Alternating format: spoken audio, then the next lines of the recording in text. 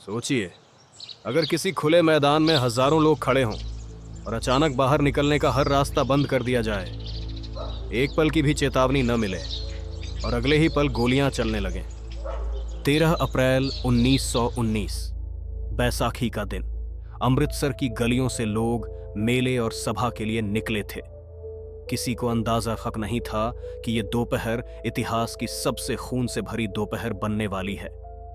जालियनवाला बाग चारों तरफ ऊंची दीवारों से घिरा हुआ था और बाहर निकलने के लिए बस एक संकरी गली थी। लोगों को लगा यह जगह सुरक्षित है, लेकिन उसी समय ब्रिटिश सेना का एक अधिकारी अपने फैसले के साथ आगे बढ़ रहा था। उसका नाम था रेजिनाल्ड डायर, जिसने न कोई चेतावनी दी और न ही भीड़ को हटाने की कोशिश की। उसका मकसद साफ था, डर पैदा करना, ऐसा डर जो पीढ़ियों तक याद रहे। और फिर पहली गोली चली। लोग समझ ही नहीं पाए कि यह आवाज क्या है। दूसरी चली, तीसरी चली और कुछ ही पलों में चारों तरफ सिर्फ चीखें थी।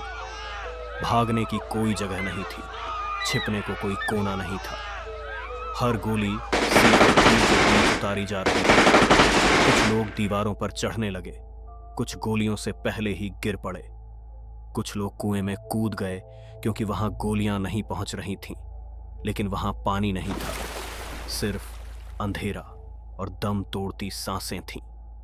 यह फायरिंग करीब 10 मिनट चली, लेकिन उन लोगों के लिए वो 10 मिनट कभी खत्म नहीं हुए।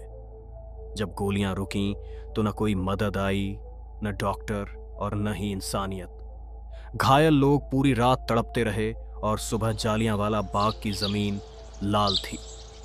ब्रिटिश सरकार ने कहा कि 379 लोग मरे, लेकिन स्थानीय रिपोर्ट्स और प्रत्यक्षदर्शियों के मुताबिक मौत का आंकड़ा 1000 से भी ज्यादा था।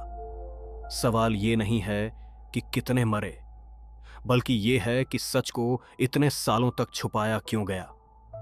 जब डायर से पूछा गया कि क्या उसे अफसोस है, तो उसका जवाब था नहीं, क्योंकि उसका मकसद लोगों को मारना नहीं, बल्कि पूरे भारत को हमेशा के लिए डराना था।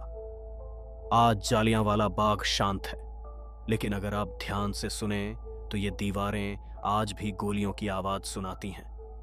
ये सिर्फ एक हत्याकांड नहीं था, बल्कि वो पल था जब भारत ने तय कर लिया कि अब आजादी मांगी नहीं जाएगी, बल्कि छीनी जाएगी।